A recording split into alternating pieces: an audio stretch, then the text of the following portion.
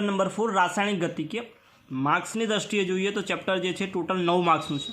એમાંથી 3 માર્ક્સ જે છે એમસીક્યુના છે, એટલે પાર્ટ એ આવશે, 3 એમસીક્યુ હશે, જ્યારે પાર્ટ બીમાં 6 માર્ક્સનો આવશે। 6 માર્ક્સમાં જે છે એક 4 માર્ક્સનો પ્રશ્ન એટલે સેક્શન સીમાં આવશે, એક પ્રશ્ન સેક્શન એ એટલે કે 2 માર્ક્સવાળા સેક્શન જે છે એ એમાં આવશે।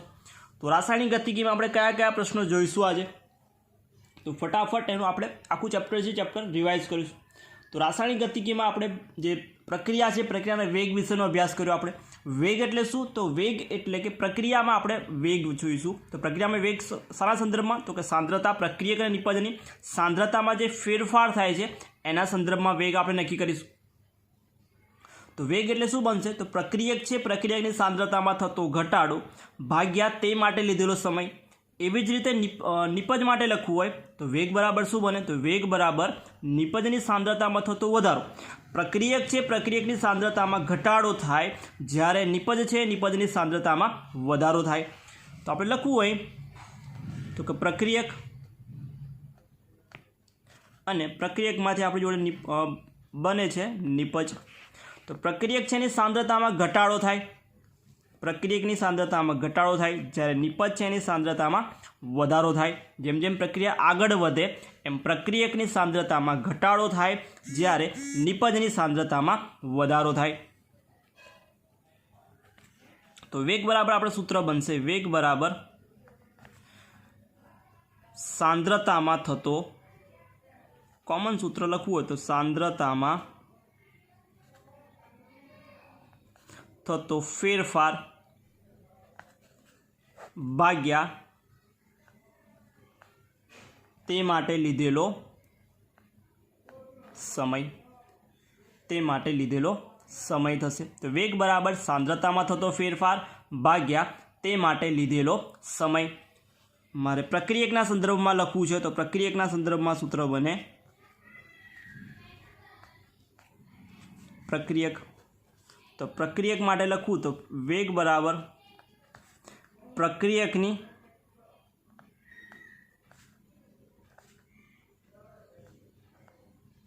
સાંદ્રતામાં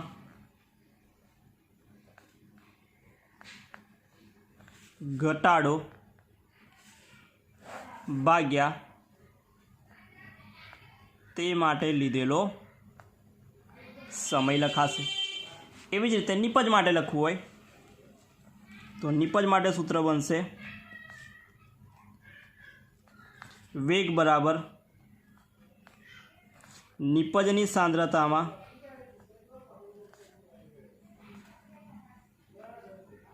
થતો વધારો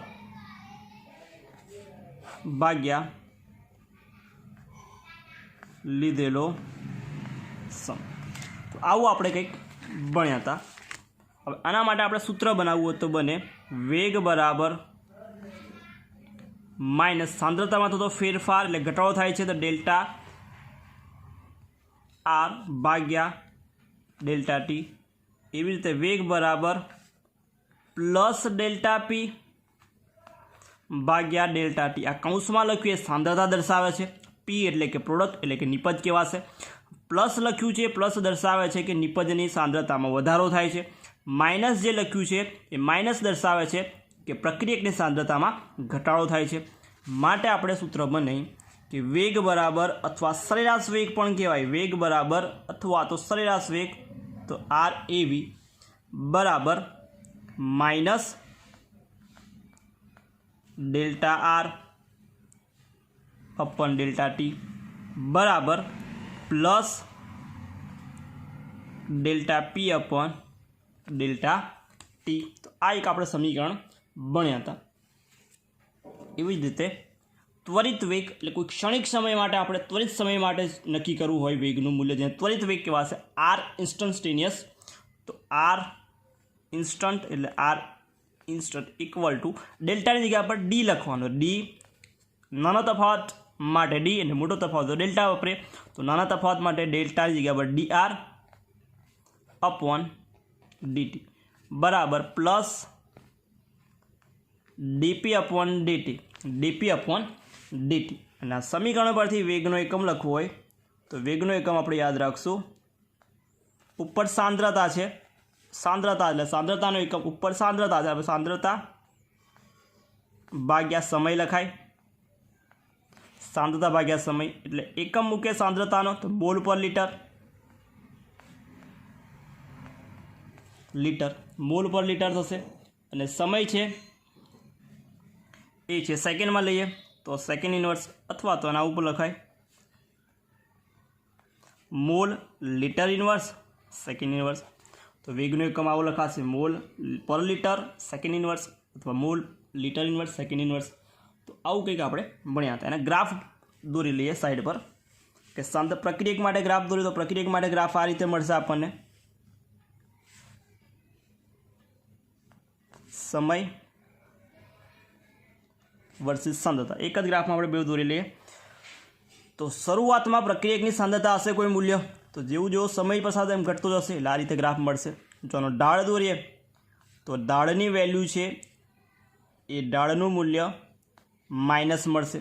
જ્યારે પ્રક્રિયક માટે દોરીશું તો પ્રક્રિયક માટે નિપજ માટે ગ્રાફ છે આ રીતે મળશે આપણને, ને આમાં માટે એટલે કે આ જે છે ઢાળની કિંમત અહીં પ્લસ મળશે, ઢાળની કિંમત પ્લસ મળશે.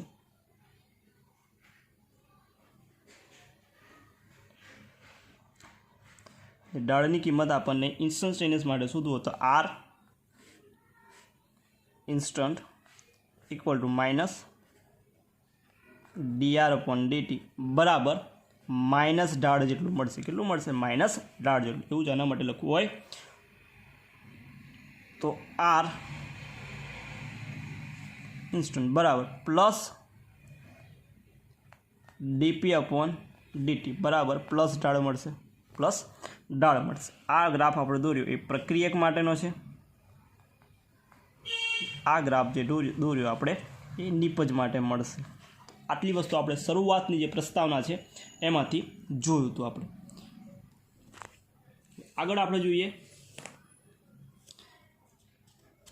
કે કોઈ સમીકરણ આપ્યું છે એના માટે આપણે વેગનું સમીકરણ લખવું છે. કોઈ સમીકરણ આપ્યું છે આપણે એના માટે વેગનું સમીકરણ લખવું છે. તો આપણે સમીકરણ સપોઝ આપેલું છે આપણને જે એમસીક્યુ માટે ઉપયોગી થાય. સપોઝ આપણને સમીકરણ આપ્યું છે H2 plus Cl2 gives 2HCl, H2 plus Cl2 2HCl મળે છે. તો મારે આ સમીકરણ માટે વેગનું સમીકરણ લખવું છે. તો વેગ બરાબર અથવા આર એવરેજ બરાબર આ બે પ્રક્રિયા કેવા છે ને આ છે એને આપણે નિપજ એટલે કે પ્રોડક્ટ કહીશું. તો નિપજ પ્રક્રિયક માટે લખીએ, માઇનસ લખી નાખવાનું, આગળ સહગુણક કશું છે નહીં એટલે ડાયરેક્ટ લખાશે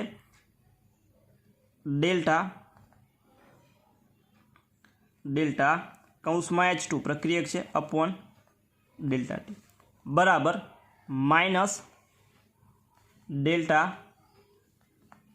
Cl2 અપોન ડેલ્ટા ટી. એવી જ રીતે બરાબર બે પ્રક્રિયક આવી ગયા.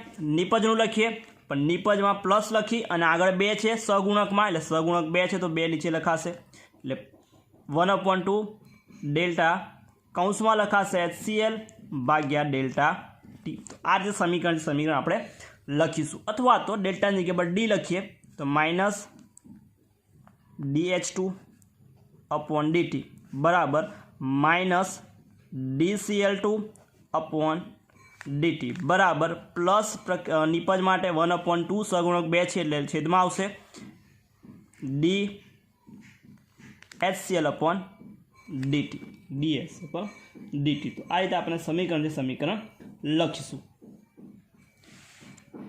એ રીતે બીજું ઉદાહરણ જોઈ લઈએ આપણે કે સમીકરણ આપ્યું હોય છે 5 Br minus plus BrO3 plus 6H plus gives 3Br2 plus 3H2O plus 3Br2 plus 3H2O. આના માટે આપણે સમીકરણ લખવું છે વેગ. તો વેગ બરાબર અથવા આર એવરેજ પહેલાં માટે આવશે માઇનસ પ્રક્રિયક માટે 5 છે એટલે 1/5 એટલે 1/5 ડી કૌંસમાં Br minus upon DT equal to એટલે કે બરાબર માઇનસ BrO3 આગળ સહગુણક 1 છે એટલે ડાયરેક્ટ લખાશે D BrO3 minus upon dt બરાબર માઇનસ 1/6 એટલે કે 1/6 DH પ્લસ અપોન dt બરાબર પ્રક્રિયક લખ્યા નિપજ આવશે, નિપજમાં પ્લસ સાઇન આવશે અને 3 છે એટલે આગળ લખાશે 1/3 dBr2 અપોન dt બરાબર 1/3 પ્લસ dH2 અપોન dt। તો આ જે સમીકરણ છે સમીકરણ લખાશે જે MCQ માટે મોસ્ટ ઇમ્પોર્ટન્ટ ટોપિક હતું આપણું।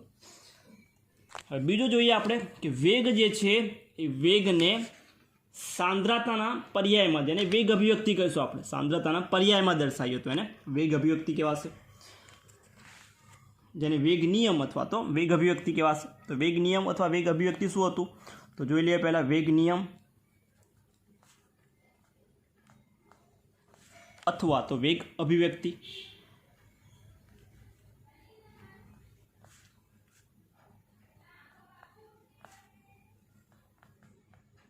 વેગ અભિવ્યક્તિ અથવા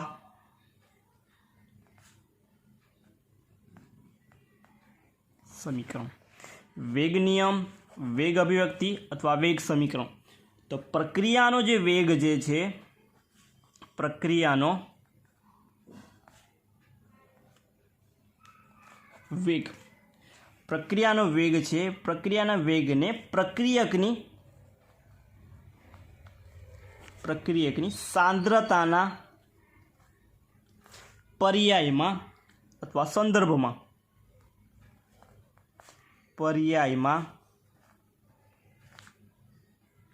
દર્શાવવાની રીત અથવા રજૂઆત, જેને શું કહેવાશે પ્રક્રિયા વેગ અથવા વેગ નિયમ અથવા વેગ અભિવ્યક્તિ। તો પ્રક્રિયાનો વેગ જે છે એ પ્રક્રિયકની સાંદ્રતાના પર્યાયમાં દર્શાવવાની જે રીત છે એ રીતને વેગ નિયમ અથવા વેગ અભિવ્યક્તિ અથવા વેગ સમીકરણ કહેવાશે। એટલા માટે લખવું હોય પ્રક્રિયાનો વેગ MCQ માટે પ્રક્રિયાનો જે વેગ જે છે એ પ્રક્રિયાનો વેગ કોના કોના પર આધાર રાખે તો પ્રક્રિયાનો વેગ જે છે એક તો પ્રક્રિયકની સાંદ્રતા,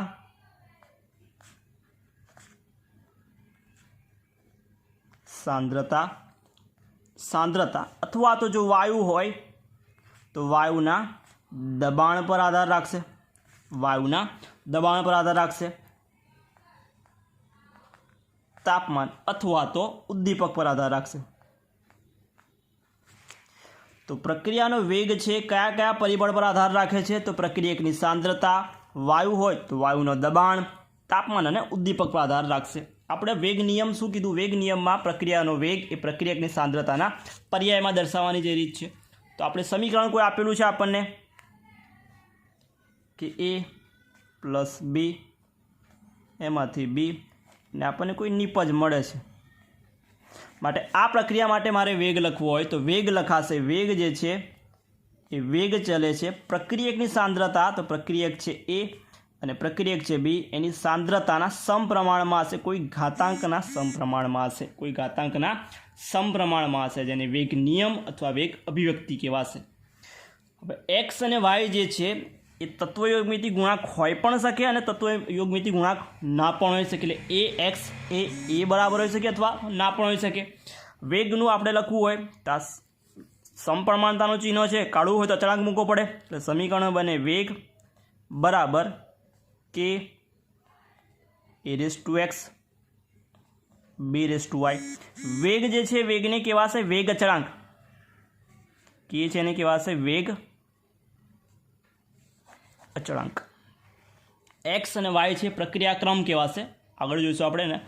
વેગની જગ્યા પર લખી નાખીએ આપણે dr માઇનસ dr/dt, આપણે આગળ સમીકરણ બનાવ્યું હતું તો dr/dt બરાબર k a⁴x b⁴y। તો આ જે સમીકરણ છે સમીકરણને કહેવાય વિકલન વેગ સમીકરણ। MCQ માટે વિકલન વેગ સમીકરણ। વિકલન વેગ સમીકરણ લખો તો આગળ લખી નાખવાનું dr -dr/dt ઇન્ટુ k પ્રક્રિયક હોય તો એની ઘાત x અને બીજો પ્રક્રિયક હોય તો ઘાત y, આ રીતે છે આપણે એને લખીશું. તો આ તો આપણું વિકલન વેગ સમીકરણ. હવે સાંદ્રતા જે છે એ અલગ અલગ હોઈ શકે. સાંદ્રતા એટલે કે જે પાવર છે એ એના સહગુણક જેવો હોઈ પણ શકે ના પણ શકે. તો એવા ઉદાહરણ છે તો N2 વાળું સમીકરણ છે જેમાં સમાન મળે છે. તો એવું સમીકરણ છે તો જોઈ લઈએ આપણે. NO + O2 gives 2NO2.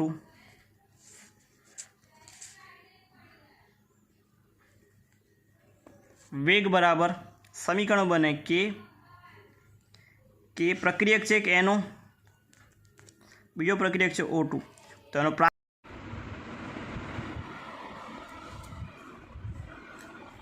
સમીકરણ 2NO + O2 gives 2NO2. આના માટે વેગ સમીકરણ લખવું તો પ્રક્રિયકની સાંદ્રતા એટલે પ્રક્રિયક NO અને O2 છે એની સાંદ્રતા. એનો ઘાત જે છે એ પ્રાયોગિક રીતે પણ એના સહગુણક જેટલો જ મળે છે એટલે 2 અને આનો 1. વિકલન વેગ સમીકરણ પૂછાય તો -dr/dt બરાબર કે NO2 એટલે NOની ઘાત 2 અને O2 છે એની ઘાત 1. એટલે કે આ સમીકરણમાં તત્વયોગમિતિક ગુણાંક 2 અને પ્રક્રિયાક્રમ x જે છે y અથવા xy બંને કેવા મળે? સમાન મળે છે.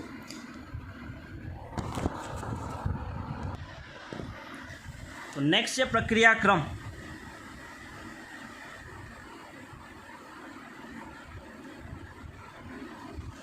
પ્રક્રિયાક્રમ જોઈશું. પ્રક્રિયાક્રમ એટલે શું? તો આપણે જે સમીકરણ લખ્યું હતું એ સમીકરણમાં x અને y જે હતા એને એનો પ્રક્રિયાક્રમ કહેવાશે, એના સરવાળાને. એટલે કે પ્રક્રિયા વેગ અભિવ્યક્તિમાં અથવા પ્રક્રિયા વેગ સમીકરણમાં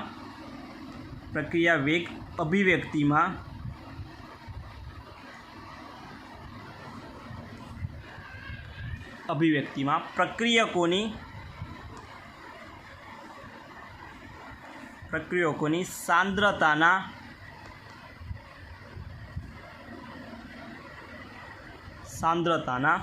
ઘાતાંકના સરવાળાને પ્રક્રિયકોની સાંદ્રતાના ઘાતાંકના સરવાળાને પ્રક્રિયાક્રમ કહે છે.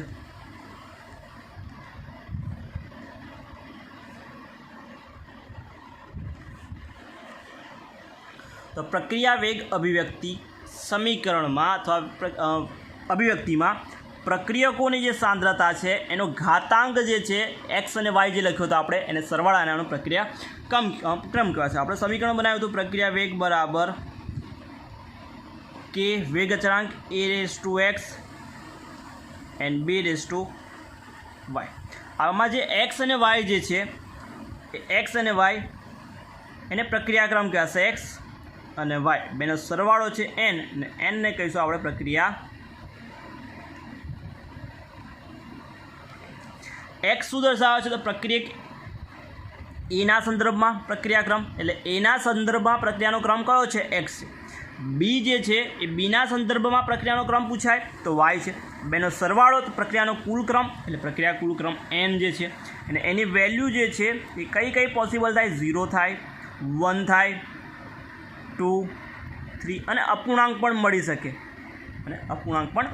શકે. તો આ આપણો ટોપિક MCQ માટે ઉપયોગી થાય એવો ટોપિક છે. એટલે પ્રક્રિયાક્રમ સપોઝ ઉદાહરણમાં આપણને જોઈએ. આપણે સપોઝ કોઈ વેગ આપેલો છે, આપણને વેગ છે કે એને સંદર્ભમાં પ્રક્રિયાક્રમ 3/2 છે અને બીના સંદર્ભમાં પ્રક્રિયાક્રમ આપણે -1. ચોપડીનો જ છે, કોયડો 4.3. MCQ માટે આપણે યુઝફુલ થાય એવો છે. તો પ્રક્રિયાક્રમ નક્કી કરો. તો ઓપ્શન આપણને આપેલો હોય, આપણે પ્રક્રિયાક્રમ નક્કી કરવો છે. તો x આપણી જોડે શું છે? 3/2 છે. તો x + y આપણે બરાબર n થાય. x એટલે શું? 3/2 છે પ્લસ પણ માઇનસ છે -1. 2 ઉપર ગુણાકારમાં જશે તો -/2. તો 3 - એટલે કે 1/2 એટલે કે 1/2 આવશે. એટલે કે પ્રક્રિયાક્રમ આપણને અર્ધ પ્રક્રિયાક્રમ કહેવાશે. આને અર્ધક્રમ. એવી રીતે બીજું ઉદાહરણ છે એમાં કે વેગ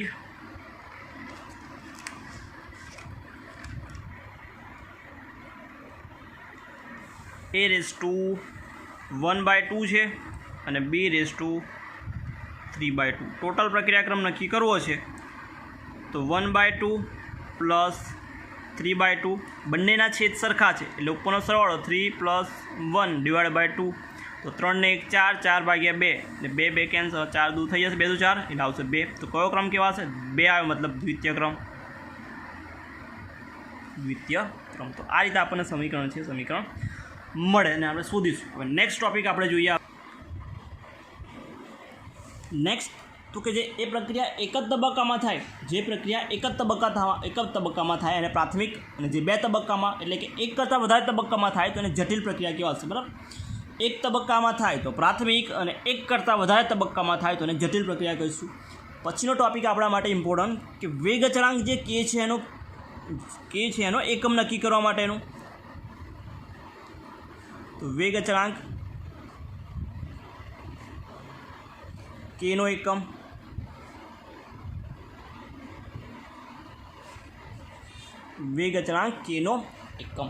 એના આપણે આખું સૂત્ર છે શોધીશું નહીં આપણે સિમ્પલ યાદ રાખી લઈશું એ સૂત્ર કે સાંદ્રતા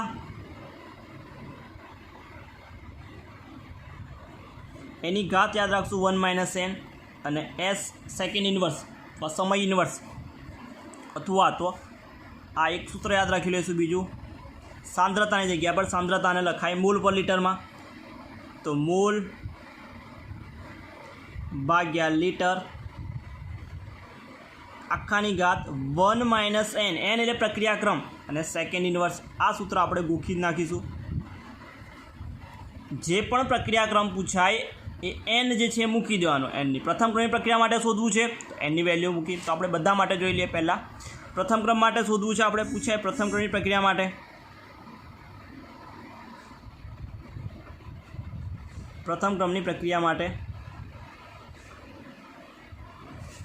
વેગ અચળાંકનો એકમ નક્કી કરો એટલા માટે n બરાબર શું મૂકાશે તો 1 આવશે સૂત્ર શું છે આપણી જોડે તો સૂત્ર છે આપણી જોડે કે મોલ ભાગ્યા લીટર આખાની ઘાત n 1 - n એની જગ્યા પર n 1 આવશે અને 1 - 1 0 કોઈની પણ ઘાત 0 હોય એનો મતલબ કે મોલ ભાગ્યા લીટર આખાની ઘાત 0 અને સેકન્ડ ઇન્વર્સ આખાની ઘાત 0 છે એનો મતલબ આન્સર થઈ જશે 1 એટલે કે પ્રથમ ક્રમ માટે પૂછાય તો વેગ અચળાંકનો એકમ શું આવશે સેકન્ડ ઇન્વર્સ માટે સેકન્ડ ઇન્વર્સ આવશે તો આ રીતે આવી ગયો જવાબ પ્રથમ ક્રમની જગ્યા પર પૂછ્યું છે શૂન્ય ક્રમની પ્રક્રિયા માટે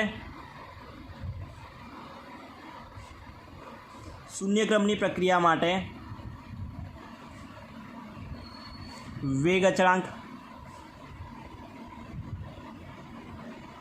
કેનો એકમ અથવા પરિમાણ તો n બરાબર શું મૂકવું પડે 0 મૂકવું પડે તો સૂત્રમાં મૂકી દઈએ મોલ ભાગ્યા litre n - 0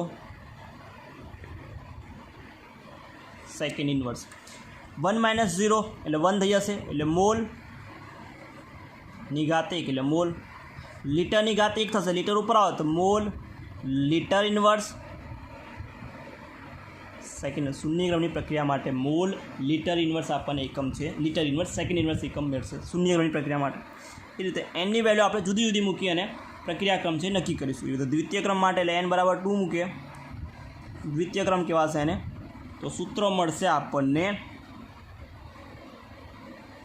mall inverse litre second inverse S લખી નાખીએ સેકન્ડ ઇન્વર્સ આ રીતે સૂત્ર છે સૂત્ર મૂકીને આપણે આગળ છે ગણીશું તો આ તો આપણો MCQ માટે પણ આપણને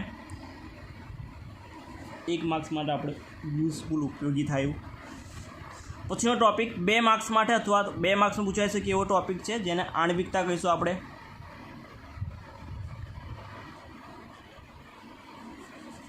આણ્વિકતા એટલે શું તો પ્રક્રિયામાં ભાગ લેતા આણ્વિકતાની પહેલાં તો વ્યાખ્યા એવું કહે છે કે પ્રક્રિયામાં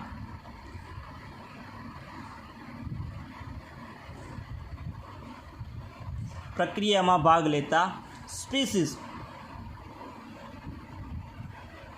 સ્પીસીઝમાં શું આવી જાય? પ્રક્રિયામાં ભાગ લેતા સ્પીસીઝ એટલે કે અણુ, આયન અથવા પરમાણુ પ્રક્રિયામાં ભાગ લેતા સ્પીસીઝ એટલે કે પરમાણુ, અણુ, આયન કે જે એક સાથે અથડામણ અથડાય અથવા અથડામણ અનુભવી નિપજમાં રૂપાંતર પામે છે. અથડામણ અનુભવી નિપજમાં રૂપાંતર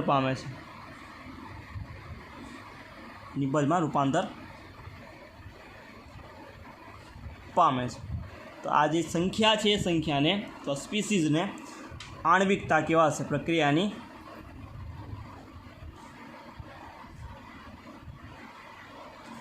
પ્રક્રિયામાં ભાગ લેતા સ્પીસીઝ અણુ, આયન અથવા પરમાણુ કે જે અથડામણ અનુભવી નિપજમાં રૂપાંતર પામે છે, જેને આણ્વિકતા કહે છે. આણ્વિકતા જે છે એ ટોટલ 3 પ્રકારની આણ્વિકતા જોઈશું. આપણે.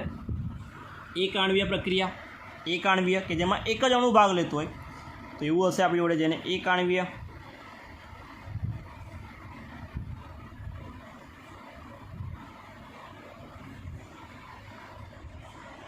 એક આણ્વીય તો એક આણ્વીય મતલબ સ્પીસીઝ જે છે ભાગ લેતી સ્પીસીઝ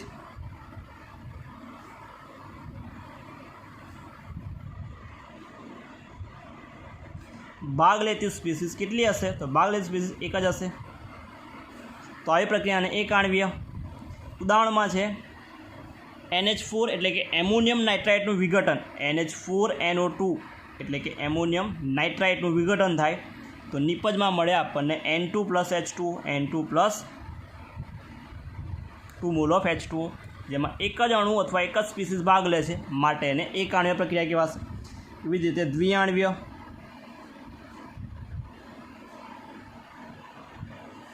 તો પ્રક્રિયામાં ભાગ લેતી સ્પીસીઝ કેટલી હશે? તો ભાગ લેતી સ્પીસીઝ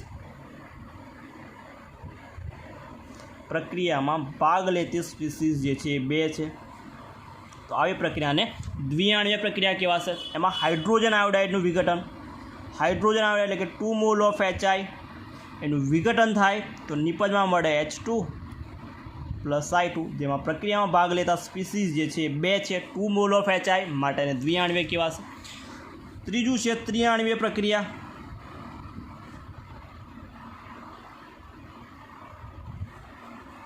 ત્રિઆણ્વીયમાં તો ભાગ લેતી સ્પીસીઝ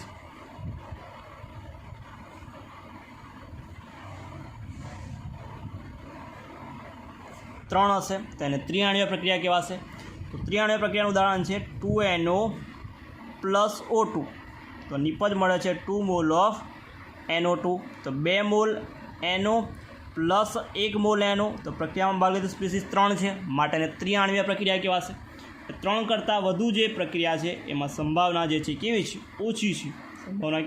ઓછી છે ને પ્રક્રિયા છે જટિલ પ્રક્રિયા થઈ જાય. પ્રક્રિયા કેવી થઈ જાય? જટિલ થઈ જાય. જટિલ પ્રક્રિયામાં ધીમો તબક્કો છે, એના પરથી નક્કી કરાશે આપણે વેગ છે. તો આણ્વિકતા અને પ્રક્રિયાક્રમનો તફાવત જે છે, તફાવત ઇમ્પોર્ટન્ટ છે આપણા માટે.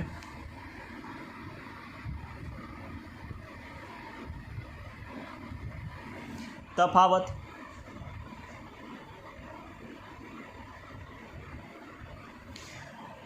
કોનો તફાવત? તો આણ્વિકતા અને પ્રક્રિયાક્રમ.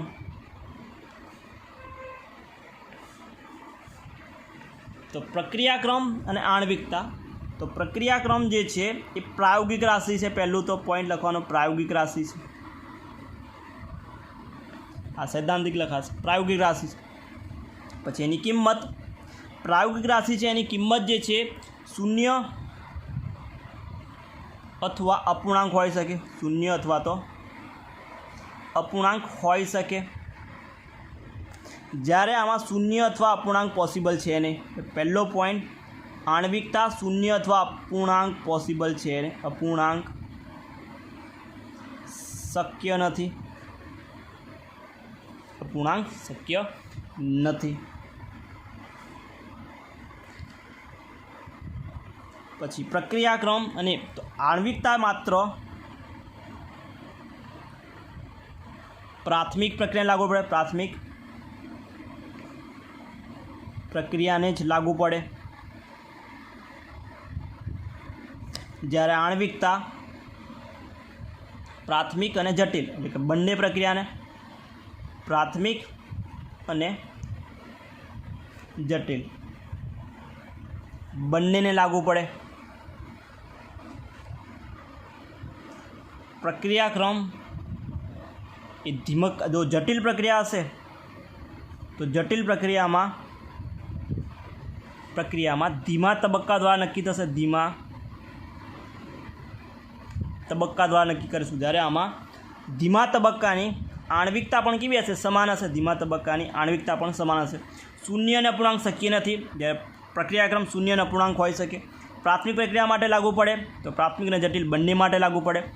પ્રાથમિક પ્રક્રિયા જ્યારે આણ્વિકતા છે ધીમા તબક્કાની અને પ્રક્રિયાક્રમ બંને કેવી સમાન હશે, જ્યારે જટિલ પ્રક્રિયામાં નક્કી કરવું હોય પ્રક્રિયાક્રમ તો પ્રક્રિયાક્રમ છે આણ્વિકતા, પ્રક્રિયાક્રમ છે એ ધીમા તબક્કા પરથી નક્કી કરાશે। તો આનો તફાવત છે।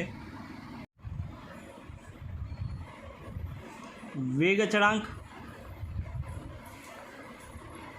અને અર્ધ આયુષ્ય સમયનું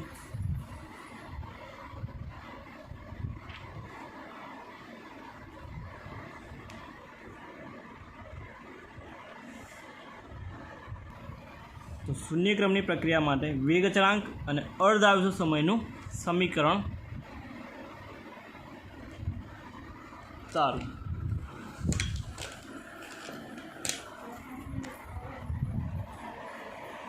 તો શૂન્યક્રમની પ્રક્રિયા માટે વેગ અચળાંક અને અર્ધ આયુષ્ય સમયનું સમીકરણ તારો। પહેલાં વ્યાખ્યા આવશે શૂન્યક્રમની।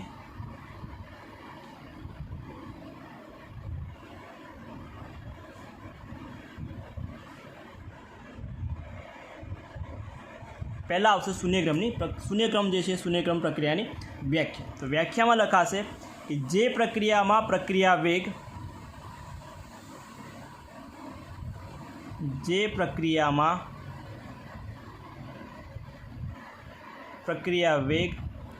એ પ્રક્રિયકની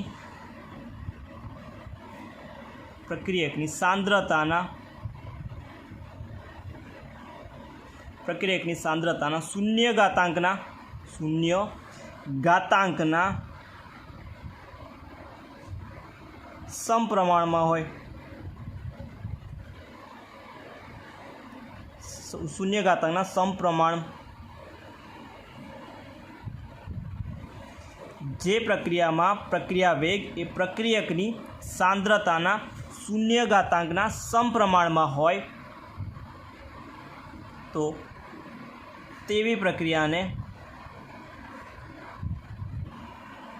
શૂન્યક્રમની પ્રક્રિયા કહે છે।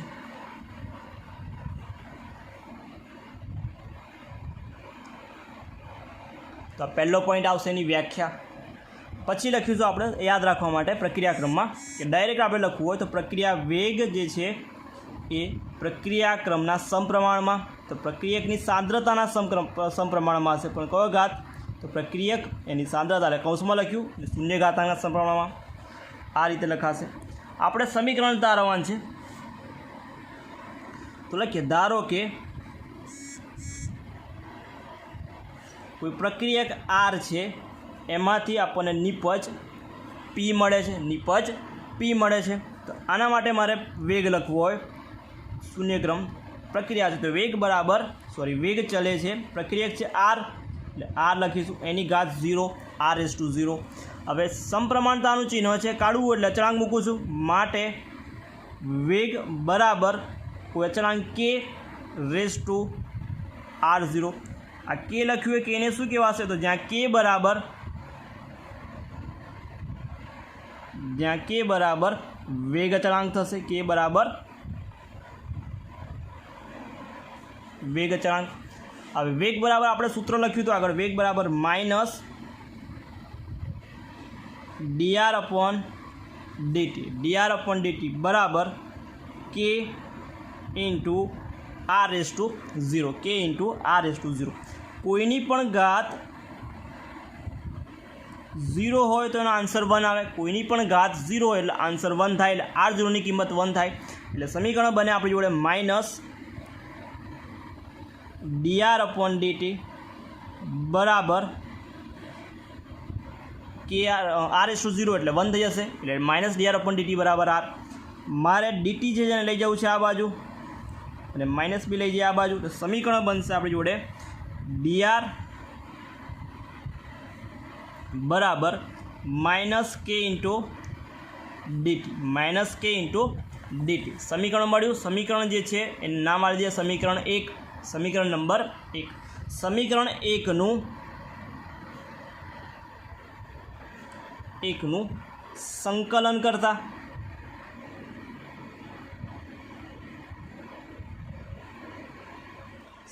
કરતા તો ડીઆર અપોન ડીઆર સંકલન કરશું એટલે ડીઆરનું સંકલન આવશે આર બરાબર માઇનસ કે ડીટીનું સંકલન થશે એટલે બનશે જવાબમાં માઇનસ કેટી પ્લસ આઈ. આ આઈ જે છે જેને આપણે કહીશું સંકલન અચળાંક.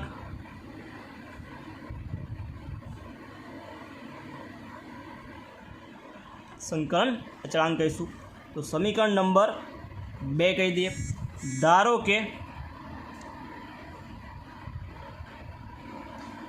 કે ટી બરાબર 0 સમયે સાંદ્રતા છે આર જે છે એ R0 બરાબર થાય. R0 બરાબર એટલે શું? તો R0 બરાબર પ્રારંભિક સાંદ્રતા કહેવાય. R0 બરાબર પ્રારંભિક સાંદ્રતા. તો આ કિંમત જે છે એ કિંમત સમીકરણ 2માં મૂકી દઈએ. કિંમત સમીકરણ 2માં મૂકતા સમીકરણ 2માં મૂકી દઈએ તો આર છે એની જગ્યા પર મૂકાશે R0 બરાબર R0, આરની જગ્યા પર R0 આવશે આપણી જોડે અને માઇનસ કે ટીની જગ્યા પર 0 તો કે ઇન્ટુ 0 પ્લસ આઈ એટલે આ ટર્મ થઈ જશે 0 એટલે આપણને મળ્યો જવાબ R0 બરાબર આઈ. R0 બરાબર આઈ. આ કિંમત મૂકવાની છે સમીકરણ નંબર 2માં. એટલે સમીકરણ આપણી જોડે મળશે R બરાબર માઇનસ કેટી. આઈની જગ્યા પર મળ્યું આપણને કિંમત R0. મારે શોધવાનું આ માઇનસવાળું છે લઈ જાઉં છું આ બાજુ પ્લસ થઈ જશે, આ પ્લસવાળું લઈ જાઉં છું આ બાજુ થઈ જશે માઇનસ. એટલે સમીકરણ બનશે આપણી જોડે પ્લસ કેટી બરાબર R0 ઓલરેડી આ બાજુ છે R0 માઇનસ આર અપોન આપણે ટી છે એને સૂત્રોનો કરતા કેને સૂત્રોનો કરતા કરી દઈએ તો કે બરાબર સમીકરણ મળશે આપણને કે બરાબર R0 માઇનસ આરટી. ને આ સમીકરણને શૂન્યક્રમની પ્રક્રિયા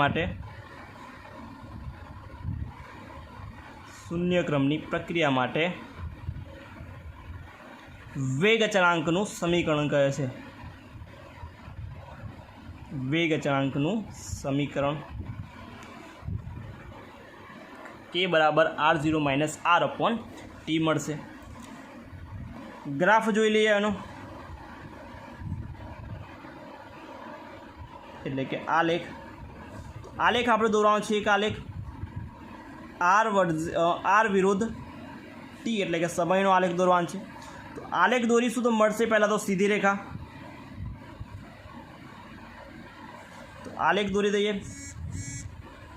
એક્સ એક્સિસ પર છે ટી સમય છે અને આર એક્સ એક્સિસ છે એની પર સાંદ્રતા છે આર. આલેખ મળે છે આપણને આ રીતે. આ જે કિંમત હશે એ R0 જેટલી હશે એટલે કે આંતરછેદ જ કહેવાશે આને. આ જે જ કહેવાશે આંતરછેદ. આંતરછેદની કિંમત મળશે આપણને R0 જેટલી. જો આમાં ઢાળ દોરવામાં આવે તો ઢાળની કિંમત મળશે માઇનસ કે જેટલી. તો સીધી રેખા મળશે, આંતરછેદની કિંમત R0 અને ઢાળની કિંમત માઇનસ કે જેટલી મળશે. આટલી વસ્તુ આપણે આ જે છે આલેખમાં યાદ રાખીશું. એના પછીનું છે અર્ધ આયુષ્ય સમય. એના પછીનું સમીકરણ તારવાનું છે અર્ધ આયુષ્ય સમયનું.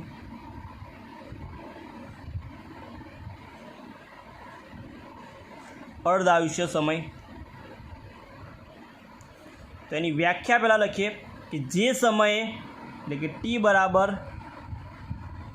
T T1/2 થશે. ક્યારે? કે જે સમયે પ્રક્રિયકની સાંદ્રતા R જે છે એ શરૂઆતની સાંદ્રતા એટલે કે R0 કરતાં અડધી થાય તે સમયને તે પ્રક્રિયાનો પ્રક્રિયાક્રમ કહેવાશે. વ્યાખ્યા લખતા નથી, આપણે ડાયરેક્ટ લખીએ કે જે સમયે પ્રક્રિયકની સાંદ્રતા શરૂઆતની સાંદ્રતા એટલે કે R0 કરતાં અડધી થાય તે સમયને તે પ્રક્રિયાનો અર્ધાયુ સમય કહેવાશે T1/2. આ કિંમત આપણે સમીકરણ નંબર આપણું જે સમીકરણ આવ્યું હતું એને 3 કહી દઈએ. તો સમીકરણ 3માં મૂકી દઈએ. તો સમીકરણ 3 હતું આપણે જોડે કે R0 - R/T કિંમત મૂકવાની છે આપણે. તો ટીની જગ્યા પર T1/2 એટલે કે બરાબર R0 માઇનસ આરની જગ્યા પર મૂકવાનું છે R0/2 ડિવાઈડ બાય T1/2. 2 છે પેલી બાજુ ગુણાકારમાં થશે એટલે 2R0 minus R0 divide by 2 આવશે, પણ 2 નીચે લખી નાખીએ તો 2 T1/2. આપણે સૂત્રોનો કરતાં કરી દઈએ T1/2 ને, કેમ કે અર્ધાયુ સમય સમીકરણ શોધવાનું છે. T1/2 બરાબર કે નીચે આવી જશે 2R0માંથી 1R0 એટલે 2R0માંથી 1R0 જાય તો 1R0 બચશે, તો R0/2 કે આ સમીકરણ આપણું શૂન્યક્રમની પ્રક્રિયા માટે અર્ધાયુષ્ય સમયનું સમીકરણ કહેવાશે. અર્ધાયુષ્ય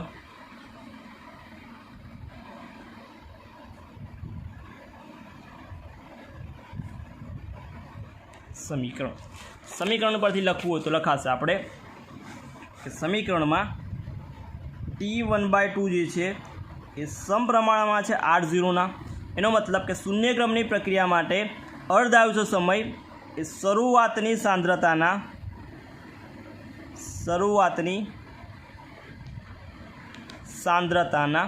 સમપ્રમાણમાં જ્યારે T1/2 એ ઇન્વર્સલી એટલે કે વ્યસ્ત પ્રમાણમાં છે. કોના? કેના એટલે કે વેગ અચળાંકના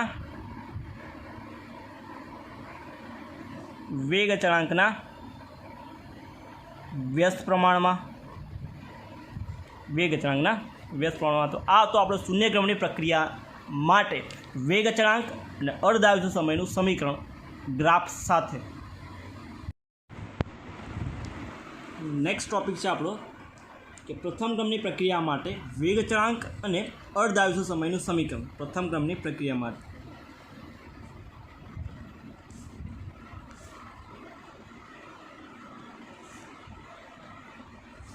માટે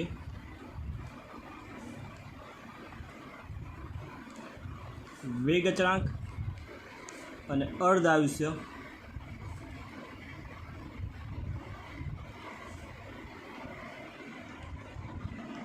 સમયનું સમીકરણ તારવું. પ્રથમ ક્રમની પ્રક્રિયા માટે વેગ અચળાંક અને અર્ધાયુષ્ય સમયનું સમીકરણ તારવું. પહેલાં જોઈએ આપણે એની વ્યાખ્યા. પ્રથમ ક્રમની પ્રક્રિયા કોને કહેવાશે? તો પ્રથમ ક્રમની પ્રક્રિયા જે પ્રક્રિયામાં પ્રક્રિયા વેગ પ્રક્રિયકની સાંદ્રતાના એક ઘાતાંકના સમપ્રમાણમાં હોય.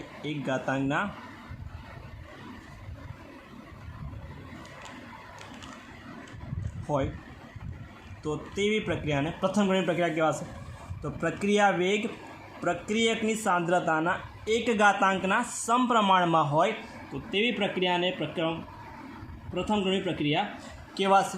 પ્રથમ ક્રમની પ્રક્રિયા માટે વ્યાખ્યા લખી એટલે સૂત્ર યાદ રાખી લે શોર્ટમાં કે પ્રક્રિયા વેગ એ કોના સમપ્રમાણમાં હશે? તો પ્રક્રિયકની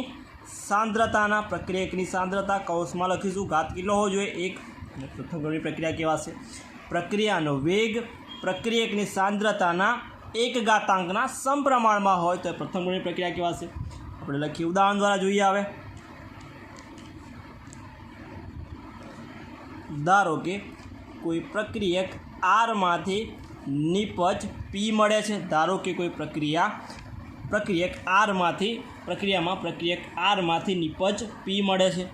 મારે આના માટે લખવું હોય પ્રક્રિયા પ્રથમ ક્રમની છે તો વેગ ચલે છે, પ્રક્રિયા એકની સાંદ્રતા એટલે પ્રક્રિયા એક આર છે એની સાંદ્રતા 1 થશે. પ્રક્રિયાનો વેગ જે છે એ પ્રક્રિયા એકની સાંદ્રતાના 1 ઘાતાંકના સમપ્રમાણમાં છે.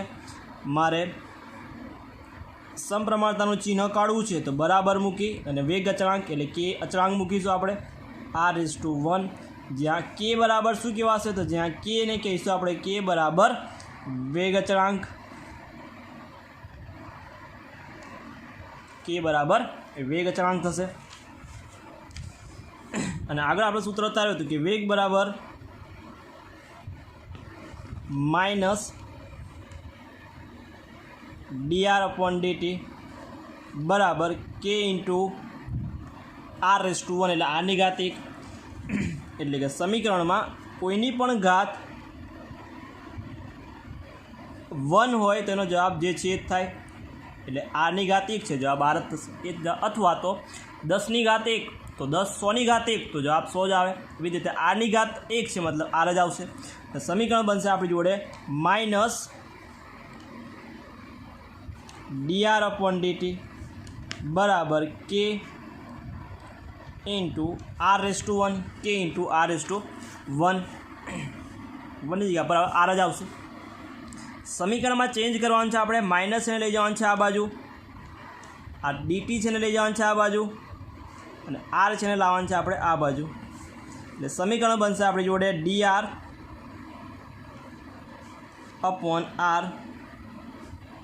બરાબર માઇનસ k ઇન્ટુ dt. સમીકરણ નંબર 1 કહેવાશે આને, સમીકરણ નંબર 1 કહી દઈએ. સમીકરણ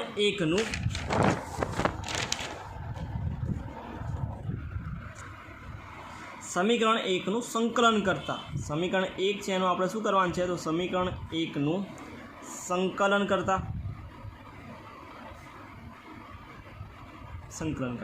સમીકરણ 1નું સંકલન કરશું તો dr/rનું સંકલન મળશે આપણને ln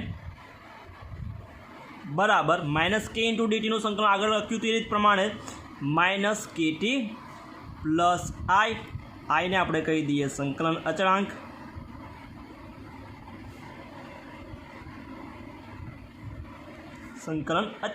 અને સમીકરણને કહી દઈએ સમીકરણ નંબર 2 ln r બરાબર માઇનસ KT પ્લસ I. ધારો કે t બરાબર 0 સમયે સાંદ્રતા r છે થશે r0 જેટલી. એટલે r0 છે એને આપણે કહી દઈએ, જે r0 છે એને કહી દઈએ પ્રારંભિક સાંદ્રતા અથવા શરૂઆતની સાંદ્રતા.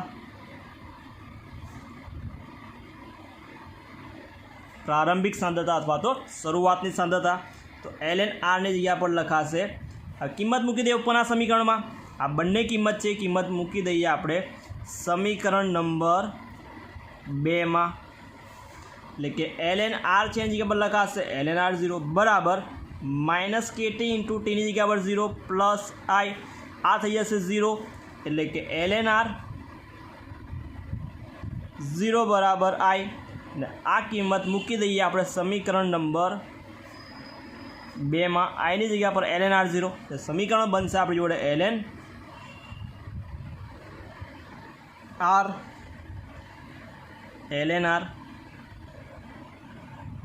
બરાબર માઇનસ KT પ્લસ આઈની જગ્યા પર આપણે સમીકરણ બનશે, સમીકરણમાં મૂકશું ln r0.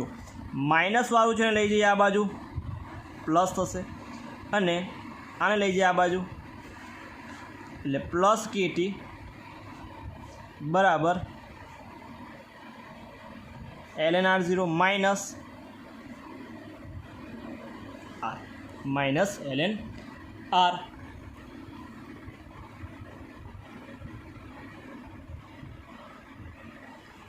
આનું લઈ લઈએ આપણે, માઇનસમાં છે ડાઉ લખાશે KT, માઇનસમાં છે એટલે લખાશે ભાગાકારમાં તો ln r upon r, r0 upon r, ln વાળું છે સમીકરણ.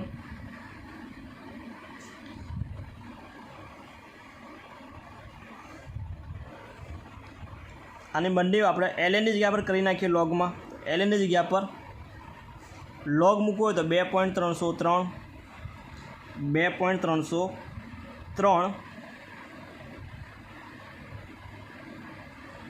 લોગ મૂકી દઈએ તો સમીકરણ બને આપણી જોડે કે ટી બરાબર lnની જગ્યા પર 2.303 લોગ R0 अपॉन આપણે શોધવાનું છે કે, તો કીને સૂત્રોનો કરતા કરી દઈએ કે બરાબર 2.303 ભાગ્યા ટી નીચે આવી જશે લોગ R0 अपॉन R. તો આ સમીકરણને અથવા સમીકરણ નંબર 3 કહી દઈએ ને આપણે. સમીકરણ નંબર 3 ને પ્રથમ ક્રમની પ્રક્રિયા માટે વેગ અચળાંક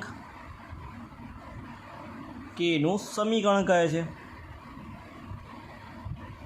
કેનું સમીકરણ તો આપણને વેગ અચળાંકનું સમીકરણ મળશે. તો આ હતું પ્રથમ ક્રમની પ્રક્રિયા માટે વેગ અચળાંક કેનું સમીકરણ. હવે જોઈએ આપણે એના ગ્રાફ અને અર્ધ આયુષ્ય સમયનું સમીકરણ. હવે જોઈ લઈએ એના ગ્રાફ એટલે કે આલેખ.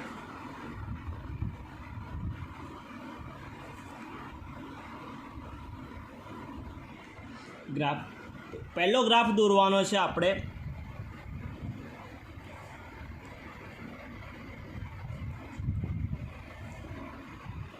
lnr વિરુદ્ધ સમય એટલે કે ટીનો ગ્રાફ દોરવાનો છે. ગ્રાફ મળશે કેવો? તો ગ્રાફ મળશે સીધી રેખા મળશે. તો ટી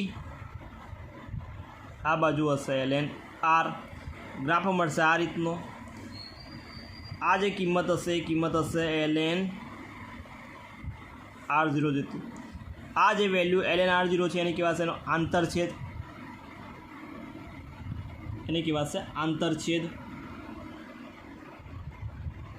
કિંમત કેટલી મળશે? તો lnr0 જેટલી. જો આ જ ગ્રાફમાં આપણે દોરી દઈએ ઢાળ તો કિંમત મળશે -k જેટલી.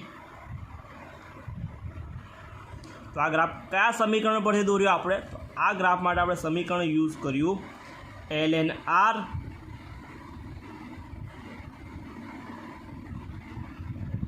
= lnr0 - kt. તો ટી અને lnrનો ગ્રાફ દોર્યો. આ કિંમત આંતરછેદ જેટલી અને આ કિંમત ઢાળ જેટલી મળી. આ રીતે આપણે સમીકરણ છે. પહેલો ગ્રાફ આ સીધી રેખા મળશે lnr વર્સિસ ટીનો ગ્રાફ. પછી બીજા નંબરનો ગ્રાફ જોવાનો છે આપણે. તો બીજો એક ગ્રાફ દોરવાનો છે આપણે. જો લોગ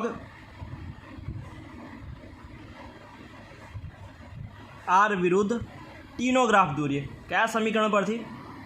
તો log r = log R0 - kt. આ આવશે આપણું y એક્સિસ પર અને ટી હશે x એક્સિસ પર. આ છે આંતરછેદ અને આ જે છે ઢાળ.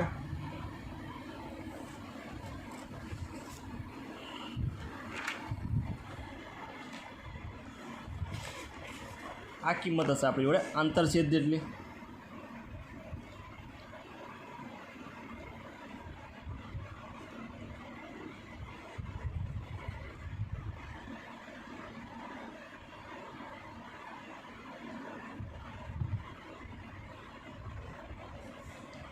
k ભાગ્યા 2.303 લખાશે સમીકરણમાં.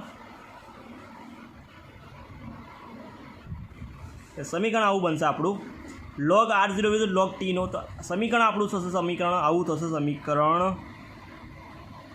જે છે સમીકરણ બનશે આવું log R બરાબર log R0 minus KT upon 2.303 થશે. -KT upon 2.303 0 થશે। આ હશે વાય એક્સિસ પર, આ આવશે એનો, ને આ ટી લઈશું આપણે એક્સ એક્સિસ પર, આ હશે ઢાળ, આ હશે આંતર છેદ। તો ગ્રાફ દોરી તો ગ્રાફ મળશે આવો આપણને, log આર ટી ગ્રાફ મળશે આ રીતે। આ ઢાળ -k/2.303 અને કહી દે આંતરછેદ,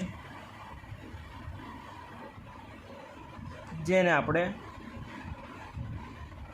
log r0, એટલે આ કિંમત હશે આપણી log r0 જેટલી। અને ગ્રાફ કેવો કે સીધી રેખા મળશે, ગ્રાફ સીધી રેખા મળશે। તો આ બીજો ગ્રાફ હતો। ત્રીજો ગ્રાફ એમાં જોવાનો છે આપણે log r0/r વિરુદ્ધ ટીનો ગ્રાફ, એટલે કે સમયનો ગ્રાફ।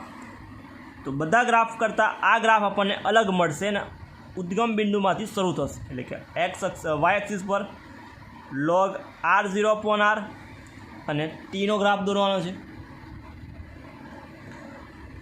જો ઢાળ દોરવામાં આવે તો ઢાળની કિંમત k/2.303, પણ કેવો પ્લસ મળશે, અને આંતરછેદ પૂછાય તો આંતરછેદની વેલ્યુ આ ગ્રાફમાં 0 મળે, આ ગ્રાફમાં 0 મળે। તો આ તો આપણા 3 ગ્રાફ પ્રથમ ક્રમની પ્રક્રિયા માટે। આગળ કન્ટિન્યુ કરીએ હવે અર્ધ આયુષ્ય સમયનું સમીકરણ તારવી લઈએ। અર્ધ આયુષ્ય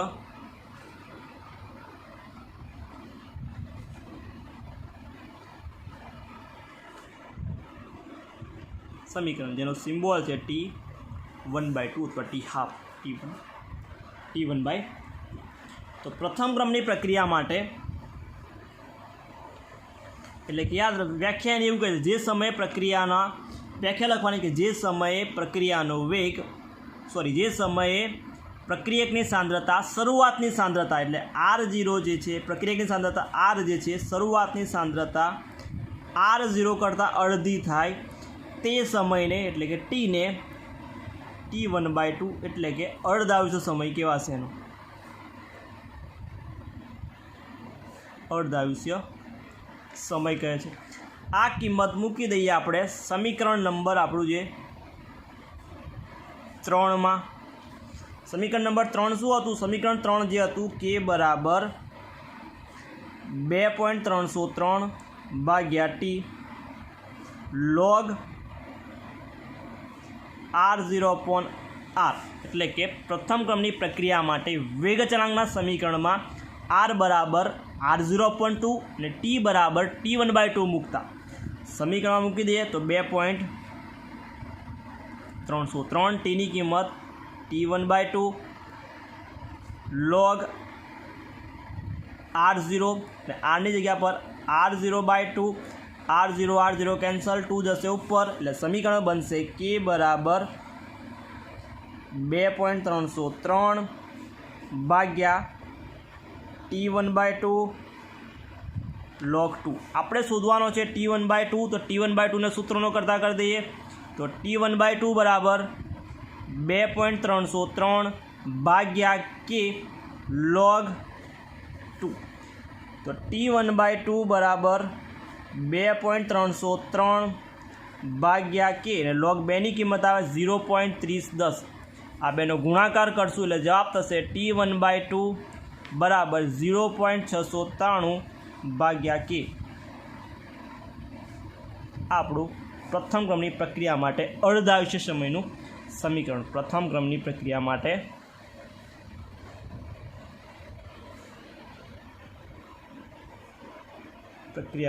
અર્ધ આયુષ્ય સમયનું સમીકરણ પરથી લખવું હોય MCQ માટે કે પ્રથમ ક્રમની પ્રક્રિયા માટે T1/2 જે છે એ શરૂઆતની સાંદ્રતા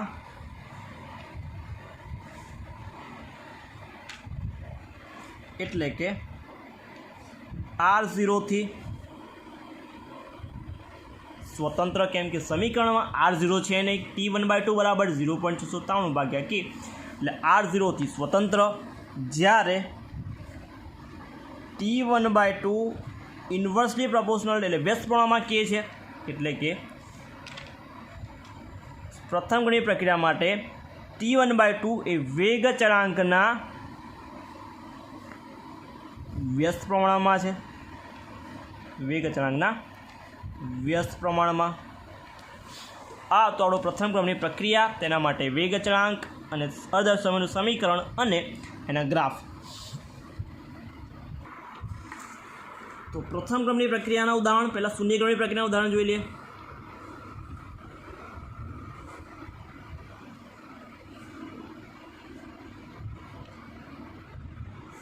શૂન્ય ક્રમની પ્રક્રિયાના ઉદાહરણમાં, તો શૂન્ય ક્રમની પ્રક્રિયાના ઉદાહરણમાં કે જે પ્રક્રિયાઓ અસામાન્ય હોય તે વિશિષ્ટ પરિસ્થિતિમાં થતી હોય, એટલે કે એક પ્રક્રિયા છે ઉત્સેચકીય પ્રક્રિયા, ઉત્સેચક ઉદ્દીપિત પ્રક્રિયા,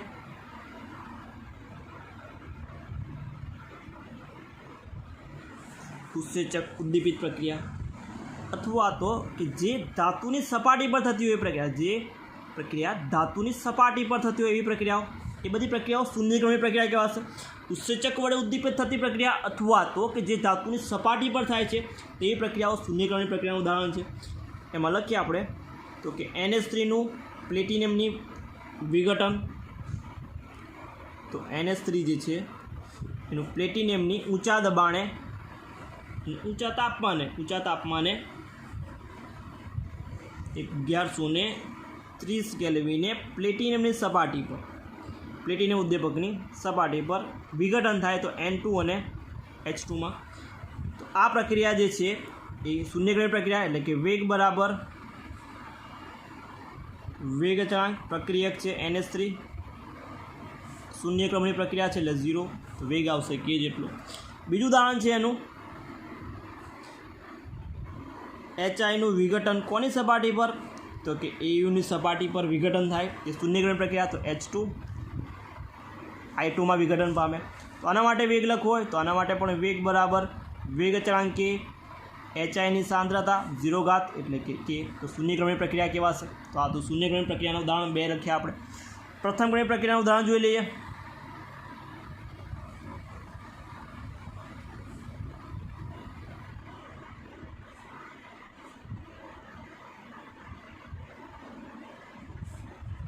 પ્રથમ ક્રમની પ્રક્રિયાના ઉદાહરણમાં પહેલું છે ઇથિનનું હાઇડ્રોજનીકરણ. ઇથિન જે છે એ ઇથિનનું હાઇડ્રોજનીકરણ.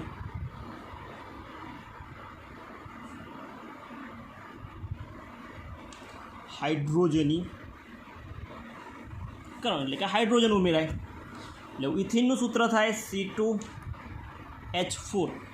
હાઇડ્રોજનીકરણ એટલે H2 ઉમેરાશે, નિપજમાં મળશે આપણને ઇથિનમાંથી ઇથેન બનશે, C2H6 ઇથેન મળે. આના માટે વેગ લખવું હોય તો વેગ બરાબર વેગ અચળાંક K, પ્રક્રિયક છે C2H4, પ્રક્રિયકની ઘાત 1 થશે. બીજું ઉદાહરણ છે કે બધી જ કુદરતી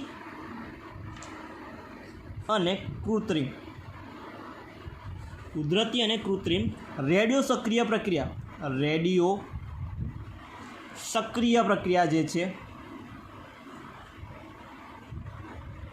પ્રક્રિયા, બધી જ પ્રક્રિયા પ્રથમ ક્રમની પ્રક્રિયાના ઉદાહરણ છે. બધી જ પ્રક્રિયા પ્રથમ ક્રમની પ્રક્રિયાના ઉદાહરણ છે.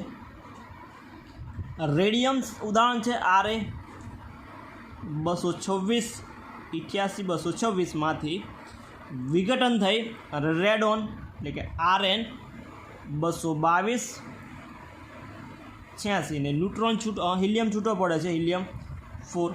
આ પ્રક્રિયા માટે વેગ અચળાંક લખવો હોય તો વેગ બરાબર K, પ્રક્રિયક થશે RA ઘાત 1. તો પ્રથમ ક્રમની પ્રક્રિયા. એવા બીજા ઉદાહરણ છે N2O5 અને N2Oનું વિઘટન. તો આ બધા પ્રક્રિયા છે, પ્રક્રિયા એ પ્રથમ ક્રમની પ્રક્રિયાનું ઉદાહરણ છે. ઇથિનનું હાઇડ્રોજનીકરણ, કુદરતી અને કૃત્રિમ રેડિયો સક્રિય પ્રક્રિયા અથવા તો N2O5 અને NO2નું જે વિઘટન છે એ બધી પ્રથમ ક્રમની પ્રક્રિયા છે. તો આ તેના ઉદાહરણ. નેક્સ્ટ ટોપિક છે વાયુ કલામાં પ્રથમ ક્રમની પ્રક્રિયા.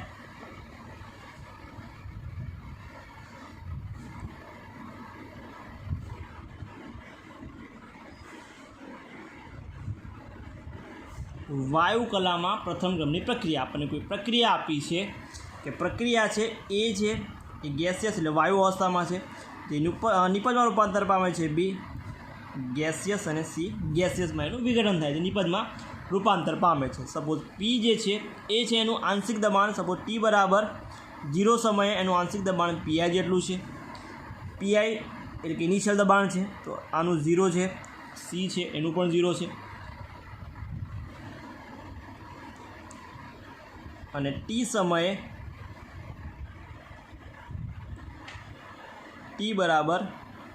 સમયે એના દબાણ જે છે એ પીઆઈ માઇનસ એક્સ જેટલું થાય છે. તો આમાં એક્સ જેટલો વધારો થાય, આમાં પણ એક્સ જેટલો વધારો થાય. હવે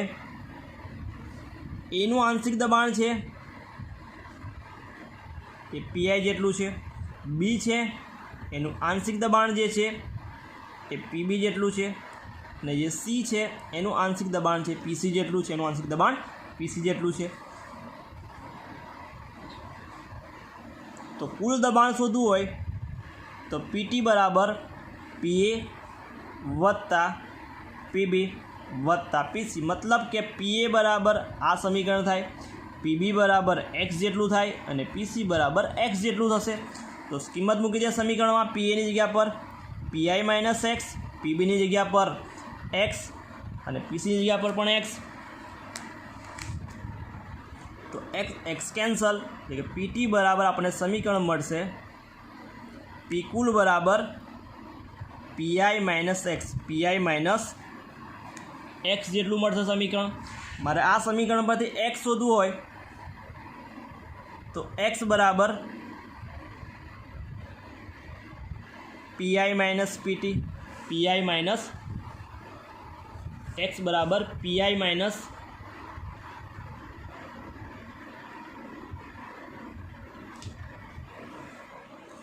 પ્લસ થશે એટલે પીટી માઇનસ પીઆઈ થશે, પીટી માઇનસ પીઆઈ થશે. આ બધું હશે એટલે માઇનસ એક્સ બરાબર પીટી માઇનસ પીઆઈ મળ્યું આપણને.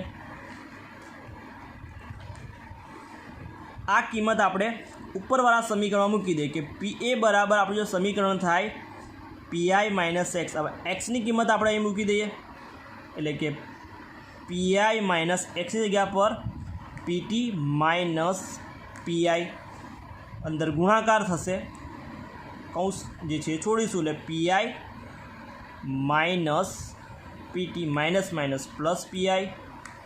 એનો મતલબ કે પીએ બરાબર કિંમત મળશે આપણને 2PI માઇનસ પીટી, પીએ બરાબર 2PI માઇનસ પીટી. સમીકરણ આપણી જોડે હતું વેગ અચળાંકનું પ્રથમ ક્રમ માટે લખવું હોય તો કે બરાબર 2.303 ભાગ્યા ટી લોગ ઉપર આવે શરૂઆતની સાંદ્રતા તો પીઆઈ જેટલી, ટી સમય સાંદ્રતા પીએ જેટલી, એટલે કે સમીકરણ બનશે આપણી જોડે કે બરાબર 2.303 ભાગ્યા ટી લોગ પીઆઈ ને પીએની જગ્યા પર લખાશે 2PI માઇનસ પીટી. આપણું સમીકરણ વાયુ અવસ્થા માટે પૂછાય તો આ સમીકરણ આપણને મળે PI minus PI upon 2PI minus PT log જે છે આ રીતે આપણે સમીકરણ. લાસ્ટ ટોપિક આપણો બાકી હતો એ આભાસી પ્રથમ ક્રમની પ્રક્રિયા.